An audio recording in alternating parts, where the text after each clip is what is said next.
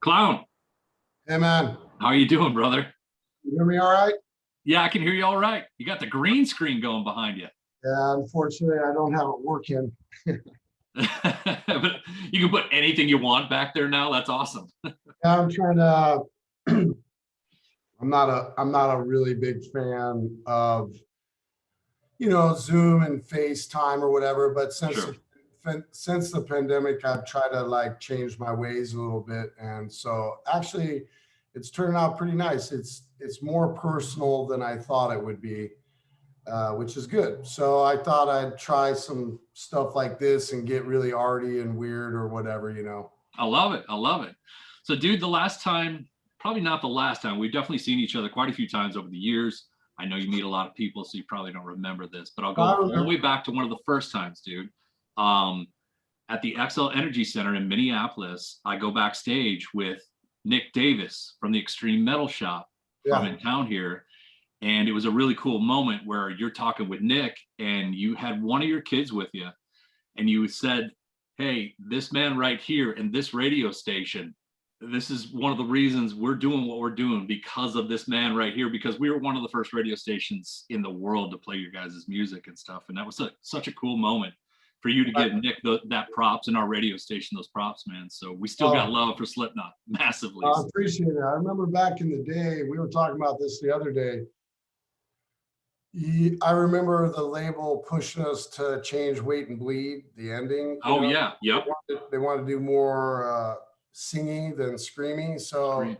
I had to think about it for a minute. And I remember coming up with a compromise, and that was that the CD that we serviced to radio would have the album version as number one. And then the other radio edits would be number two, and that we would service it to like you guys Yep.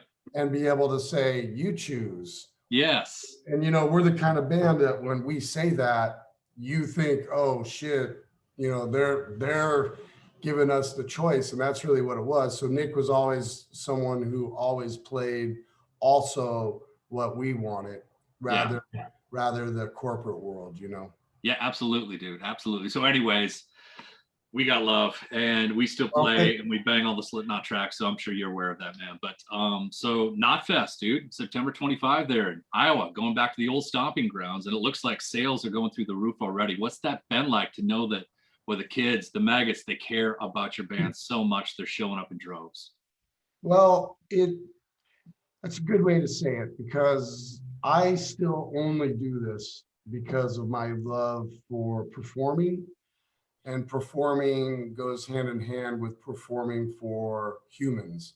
Sure. And I'm really blessed to be a part of a culture that I dreamed of my whole life. And now we're actually a part of it, So to come out of the pandemic, for me, not to sound too weird or whatever, but the pandemic didn't really faze me too much because I'm used to taking a couple of years off in between album cycles. Sure. So for me, I had some spirituality and mental attributes that I had to work on for myself, for my family and our life. So it actually came at a really good time for me. I got a little touring done and got cut short for all of us. And that makes it easier too, knowing that we're all in it together. So come full circle, we're back. The kids are back, the culture's back, everyone's coming back. It doesn't even seem slowly. It seems like, It does. You're right. We're all moving at a good speed. And what's amazing is I don't really preach. I don't try to preach or anything like that. But Sure. if I were to preach a little bit, it'd be like, you need to take a moment to think about how you were and how you felt and what you thought of and how you acted before the pandemic. And then, of course, you have the pandemic, and it seems like a lot of people, you'll hear them say, spend more time with family. And I would say, did you really? Good time to read a book. Did you? Want to lose some weight? Did you? Over and over and over. So you have this time during the pandemic where you're trying to figure out, what is going on with myself, with others, and this thing called reality. Yeah. So what's important is, what are you going to do with it afterwards? What is everybody going to do with it now? What everybody has thought about themselves and others and what we've all gone through and what we've heard and what we've seen, from the election to the vaccine to whatever it is, to people who don't want to wear masks because they believe it's their right not to, and people that want to wear masks because they believe it's their right to want to, and everybody have an opinion. So what makes me feel good, and just I have goosebumps actually right now, is that here we are. The show's only been on sale for like a week or something like that. It's pretty much sold out at this point. I mean, it was pretty much sold out on Friday before it went to regular sales, and just right there. So what it tells me is, I'd love to sit back and think, okay, it's all about Slipknot, but it's not. It is about the festival, and the festival welcomes, tens of thousands of people to be community and culture again. And Sure. we are not the only band playing. You have bands from many, many years ago before we were a band. Yeah. So it just proves to me that we all know it's time to appreciate and get back. And it almost selling out so quickly is just proof that all of us need God music. I think people misunderstand that. Like when I say it, the one thing I have in this life is music. It's the only thing that's been there for me my whole life. So The constant. Yeah. I consider that like my God, and it's like, I want our culture to have its religion, and Knotfest for a moment, at least on that day, will be all of ours religion, and it'll be Very spiritual. Yeah. I've already seen this. Like in my brain. I've already seen like we've always either opened up with 3 songs or 4 songs. In the very early days, it'd be 4 songs because we'd have little time. Sure.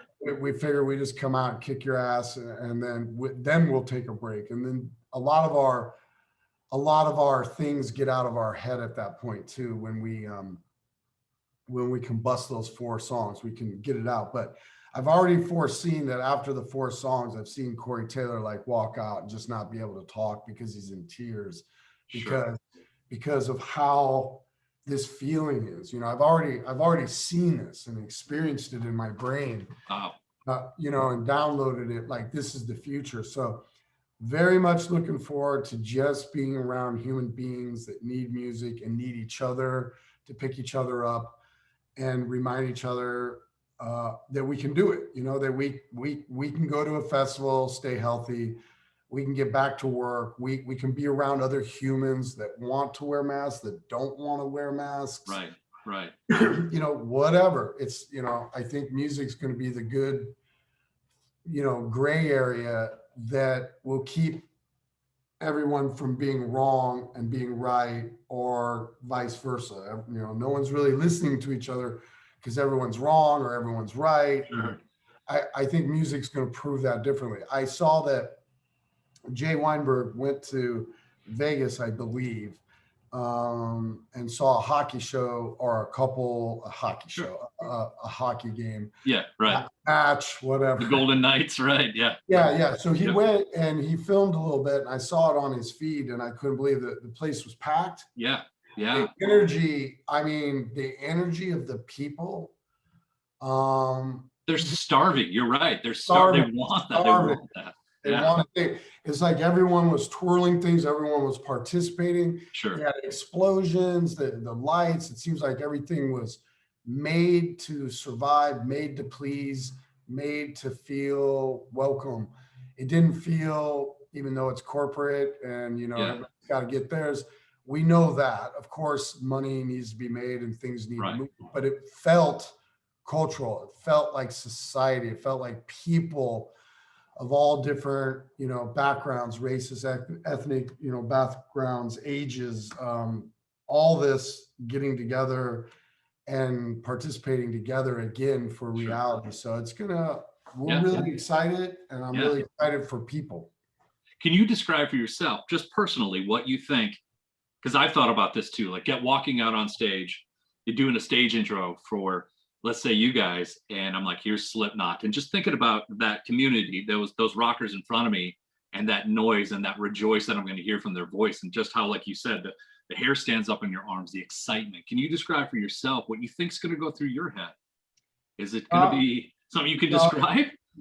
No, you can't describe it. I mean, I only still do this for my connection that I keep between myself, the performance, and people. You know, it's the three. It's myself, the people, and the performance that brings us together. So for me, it's everything, you know. Yeah. So for me, Yeah. when that, you know, I'm gonna cry for sure. You know, I mean, Sure. it's gonna be emotional. If you can't, I haven't been on stage in a long time, Right. and I have a lot of friends all around the world, you know, and Absolutely. Been I doing this need for to a minute know, now. yeah, I need to know that they're all okay, and I need to know Sure. that our fans are okay, and I need to know that we're okay. And I just can't wait to play our music, and sort of a restart. It's nice. I mean, you know, it wasn't that long ago, but this has been so drastic on all of us. I was at dinner last night, and it seemed like the restaurant was trying to relearn how to be a restaurant. They've been around, Right. you know, they've been I around, witnessed the same thing. you Yeah. know, they've been around for 25 years and trying to figure it out. And it's like, huh, this really has affected all of us Absolutely. in a different way that we have to relearn to pick up. And that's serious. So we're going to pick up where we left off, which was in the middle of the great chat, or We Are Not Your Kind. Okay.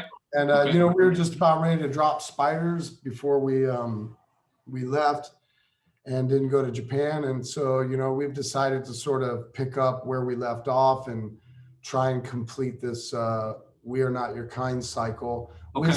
with some surprises Sure. and some new stuff. So I was wondering if Slipknot was going to pull out all the stops right away. Are you guys going to build you know what I mean? Take a little time to get your feet wet again, or is it just 100 right away? Yeah, no such thing as like taking our time. There's no warm up, there's no stretching, there's no Sure. Slipknot's a car wreck. So get in, buckle up, and get ready for whiplash. And that's just pretty much what it is. But as usual, we probably have more things going on than most people can digest in their brain, because that's who we are. And yeah, I took the liberty of the last year to really get busy with all sorts of forms of art. Sure. So I think when we do come back, I think people are just going to be, I think they're going to be pleasantly surprised, but I think it's going to be obvious that, you know, it's just Slipknot's way to, nothing's mediocre. We're not just going to come back on and go, woo, you know, I can pay my bills. It's not about that. Of course not. This is my life, and I only do it because really I love to perform and I love to play music, but I like to play our music with our culture. And that was always it down in the practice room. It was never videos or interviews or managers or agents or record labels. There was practice, and practice made it so you could play live. And that's all we ever wanted to do. So we're gonna bring it, and we're gonna bring a lot of little surprises and new things, more or less, to be an offering of, hey, we missed you, you missed us, we love you, you love us. We just didn't sit around. We got to work, and here's what we did because of it. So I think everybody's going to be really happy. You know, I think people will be able to look at it like they were just waiting for us to do something anyway. Sure. You know, but we're going to pick up the same We Are Not Your Kind and go from there. And but there will be lots of pleasant new things. Cool. So talk about, obviously, you know, I want to know about the new music and stuff, and you'll only say so much, and I totally respect that, because I get excited for when it gets unveiled to the world as well. But I know you've been working on that. You guys have put that time in, you put that work in, you've been working with Jim, or you work with Corey's come by. And one of my favorite things that I heard you say probably within the last year, and I truly appreciate this, is that you said a Slipknot record is not a Slipknot record until all of the voices have been heard. We all have to share our thoughts, put our 2 cents into these songs before it becomes what it becomes. And I appreciate that, because I think that's such a rad idea. It's not just your ideas or Corey's ideas, it's everyone. Talk about that a little bit. Why is that so important to Slipknot? Well, there's lots of reasons. I mean, the main reason why that definition is the way it is spoken is because from the very early days, there was just so much disbelief, and I mean, people just didn't understand, and I would walk around with a dictionary with the word stupid highlighted, you know, and just be like, you're acting like a fool. Here, read this. And then talk to me, because the things that people want to talk about and try to bring up about a band are just ridiculous, and it's disheartening when the business wants to get rid of the business.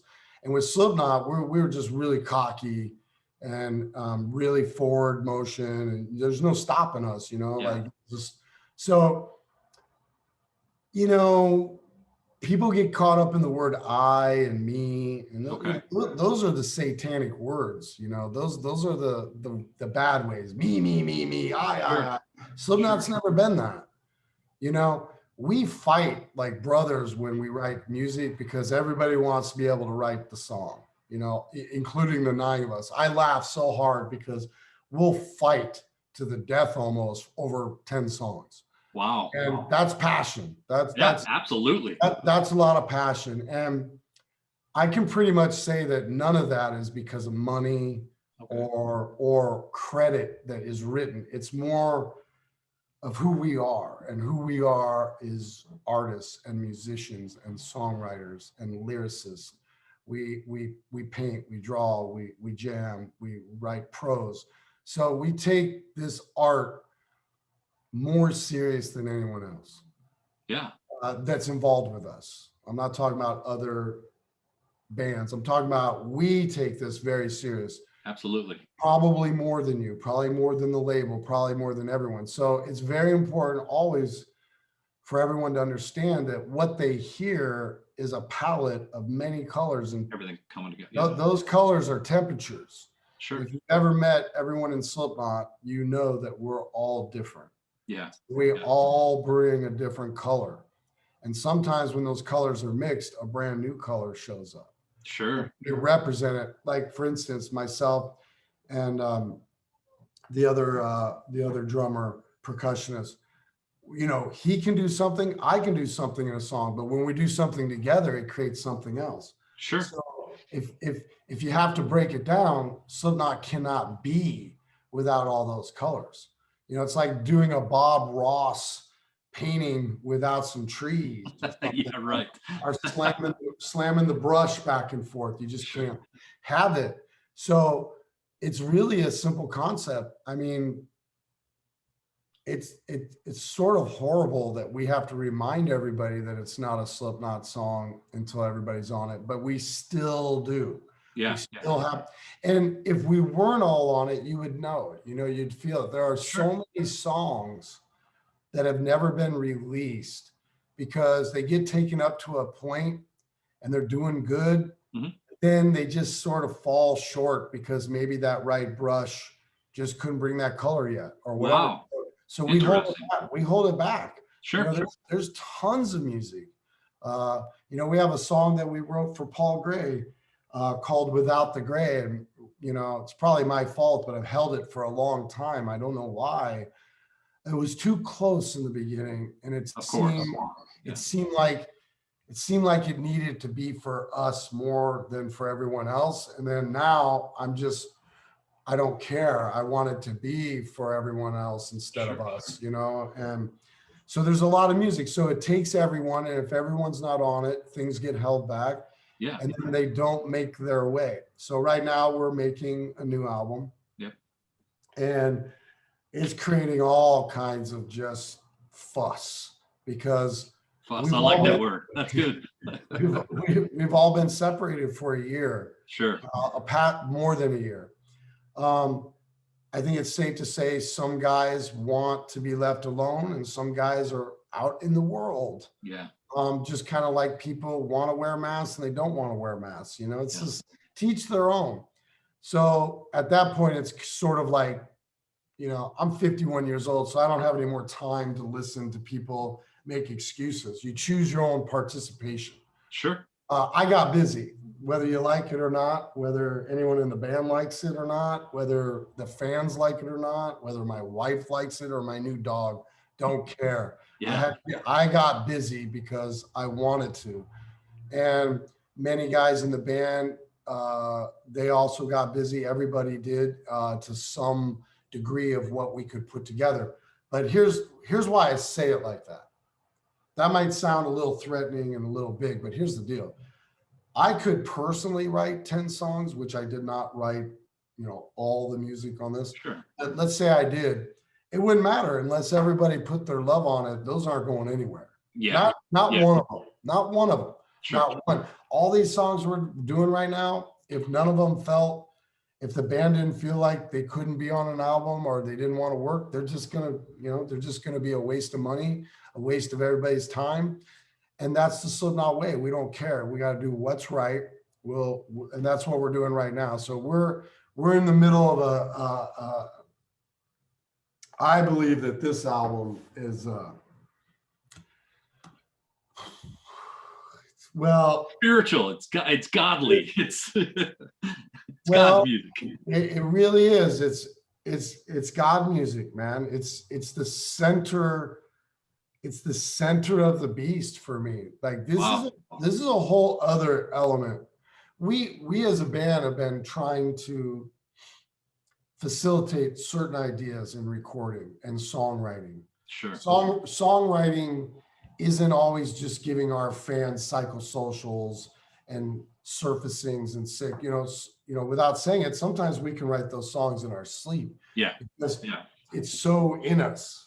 Mm-hmm.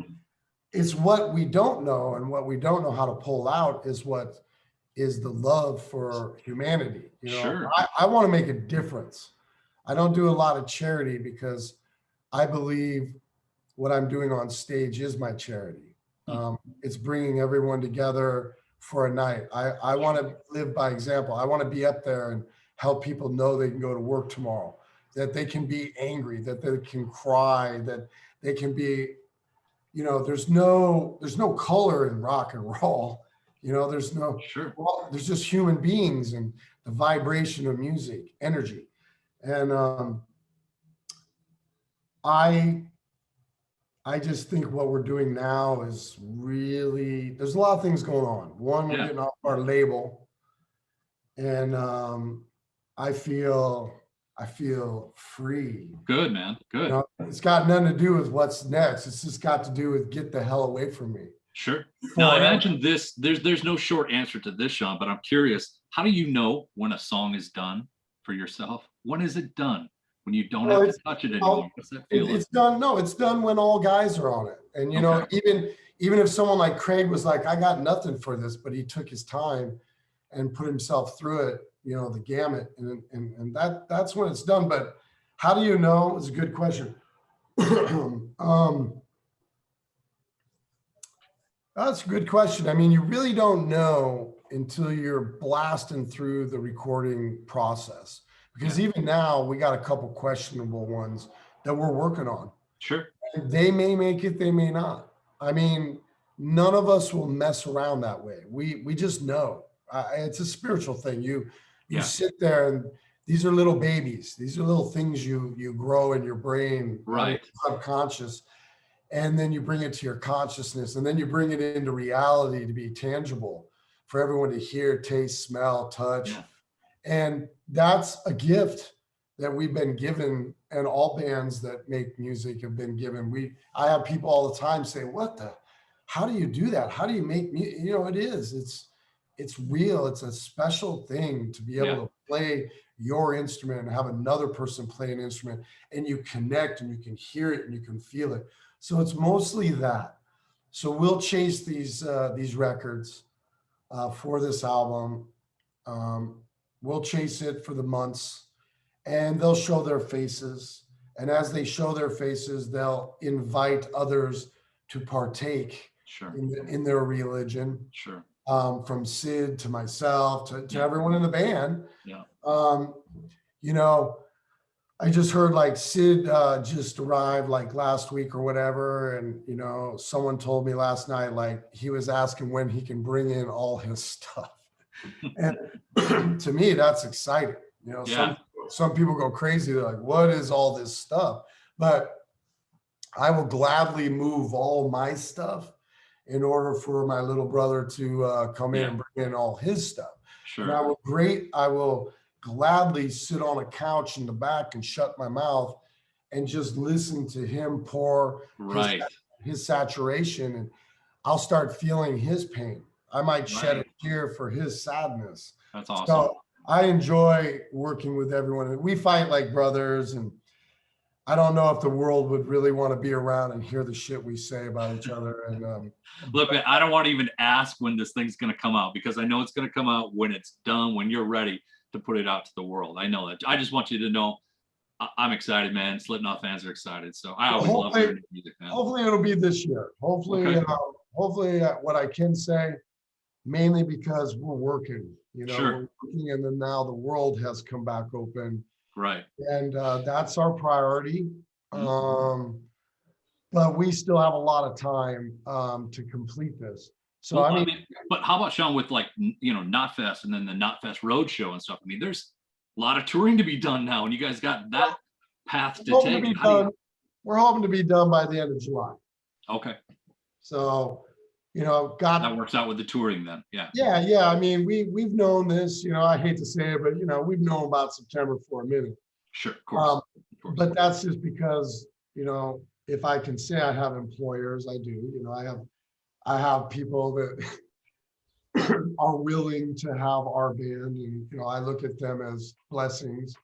So we've been listening to those hierarchies of what they've been doing, and they've been proactive, speaking to the government, speaking to cities, seeing what's up. The powers that be, yeah. Powers that be that I don't have on speed dial, but my variants are, number one, I was not in a big hurry to get the band or speak with the band or have the band speak to me, or however, to get out any earlier than we are. And for me, that the election needed to be done, and I wanted to see a vaccine put out. And of course, you have the conspiracy, but the bottom line is, conspiracy or not, vaccinated people mean less ill people, we hope. And I didn't want to go, I do not want to be responsible for getting people ill. Understood. I want as much information as possible. We're all looking for it. I don't believe we're misinformed. I just don't believe we have everything we need. Yeah. I don't believe, there needs to be a class once a week on COVID, and just lay it down once an hour, once a week for 1 hour, get it or don't, be there or don't, but we're going to lay down the facts. So I laid down a fact for us, and that was, let's not get anybody sick. Right. We don't know much, but we do know that large amounts of people could cause problems. We have seen this in the past. So we wanted to wait a little bit. And now, like I was saying earlier, I watched that Vegas hockey match, and it's like, wow, beautiful. I mean, I was choked up seeing the people. Now, we need to sit back just a hair and see how that works out. How that worked out for everyone who went there. I wasn't there, so I don't know. Do they take temperatures? Was everyone there vaccinated? Yeah.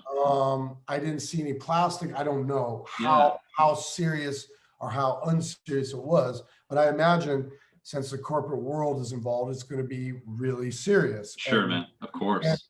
And I like that, because I want our fans to be safe. I don't want anyone's life to be jeopardized at a Slipknot show. We all want to be together, and it's going to happen. And we just need to make sure that we do it the right way. Well, I can't wait to see you, dude. I can't wait to see you with, Knotfest. And then, hopefully I'll catch you one of these dates too. The Roadshow tour is pretty extensive.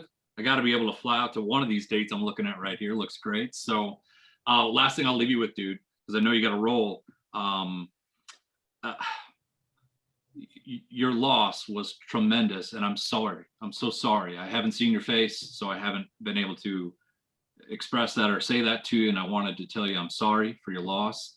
I love that you said that now you're kind of working on getting a green thumb and planting and finding that avenue for being able to get stuff out, whether it be art or just to scream at the sky, why, or to find a new avenue of passion. but to connect even with, your daughter in some other way, I think that's amazing. And the sunflower that you talked about and having seeds and passing those out to fans. Just know when I see you next, I would love to get a small handful of seeds from you, man, to plant just to keep that thing going because it's beautiful. That's thank you. And that's Absolutely, dude. When the pandemic started, I knew that I had a challenge, and I knew I'm a workaholic. Yeah. And probably a perfectionist. Sure. I work on not being, though. I want everybody to know there's no such thing as perfect, and you really should curb your perfectionism if you are, because it can really alter other things. So sure. Yeah, I didn't know, I at the moment, my mom was in my head saying, I remember my mom growing up telling me that I was always going to be a gardener. She was a master gardener. Wow. And I used to run over her plants, and my mom would give funerals to the plants I would run over. And I just thought she was crazy. That's love, man. That's love for plants. And I mean, she really would. I'm not making it up. I would see her outside, give her a funeral to a plant. I'd be like, my mom is nuts. Wow. And then, I'd be like, can I get that beer money to go? I mowed the lawn. Can I get that beer money? Right. And so when we ended, I thought, I need to spiritually heal, and I don't want to. It's the hardest thing ever. So I don't know. I was like, okay, I'll try a garden. My mom said that I was going to be addicted to birthing life. Sure. As a man, that once I realized that I could create life and that life could flourish, that I was going to become addicted. Yeah. And I couldn't, man, you shouldn't argue with your mother. That's true. That's true. So I could never, you don't have enough time for me to tell you what I did last summer, but I created a jungle. Neighbors used to come around. People thought I was absolutely crazy. My wife thought, she said right off the bat, she's like, are you making a piece of art or a garden? I'm like, why don't you let the seeds grow first? I mean, I made them a sanctuary. Yes. That's awesome. You don't even see. So by the end of it, I used to have fans all over my garden, and the neighbors would come over and just look at me like I'm an imbecile. And I'd be like, and I just wait for him to talk and stuff. And I just very nicely say, well, I overheard you telling me that deer eat everything in your garden. Well, deers don't like fans. Sure. And then more than that, when I'm laying on my back without my shirt on the ground, looking straight up at my daughter's sunflower, no bugs are messing with me because I got a wind tunnel in here. That's super cool, man. You know what I mean? So absolutely. I took it to some crazy level, but I couldn't think of anything better to do than grow a Russian mammoth sunflower.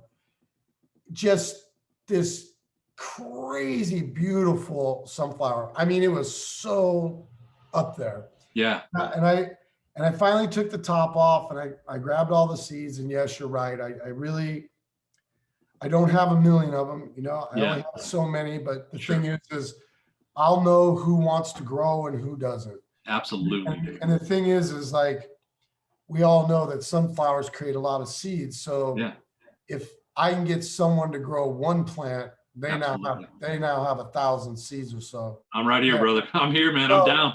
I got you. And that's what I thought about. I just thought, man, this is what I got to do for my daughter. And maybe in 10 years, she'll be everywhere. And maybe I'll be able to drive everywhere. Rad. So what a great idea. It all kind of started too, because they're changing things. They're allowing people to be be cremated and put into a tree. Yes. Tree plant. So that's in my will. That's straight up what I want to do. I bought 121 acres. I've already picked out my grave where the tree's gonna go. Jeez, dude. You're gonna like this. True clown philosophy. You ready?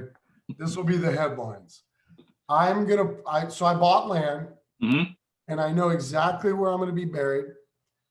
And I'm going to make an easement from the road up around my tree and back, so people forever won't have to explain to anyone why they're there. If they want to come there. And man. that all stems from my really good friend, Paul Gray, Yes. who is buried next to a beautiful tree. And usually in the summertime, or if I'm not on tour, I'm out there, if not every week, every couple of weeks, because it's just a cool spot. Wow. And I can sit there and relax and not take phone calls. And I go there because it's so awesome to see what people leave. And it's a chance to experience a fan without hearing the fan look at you and say, "Hey, clown, you helped me." Yeah. I love that. I'll never stop that. I want to hear Yeah. that for the rest of my life. But when you go to a grave and people have left notes open and store, coffees, frappuccinos, frappies, he loved those. Sure. A carton of Marlboro Reds, some punk band. Wow. So you get these flights of fancy, and you're like, wow, this guy's from Paris, traveling through and took the time.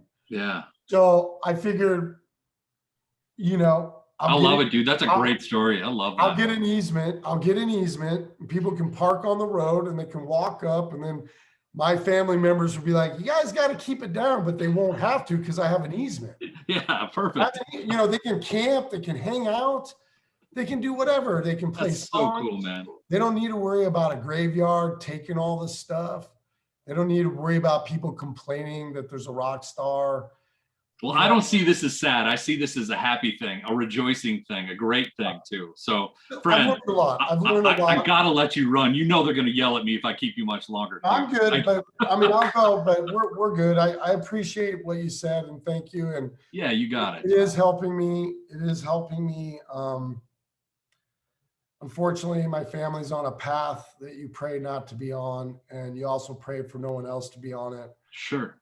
And it's a very, as you can imagine, it's a very painful path. Yeah. And it can be very lonely in your head or whatever. But man, I have so many beautiful people in the world to talk about my beautiful daughter.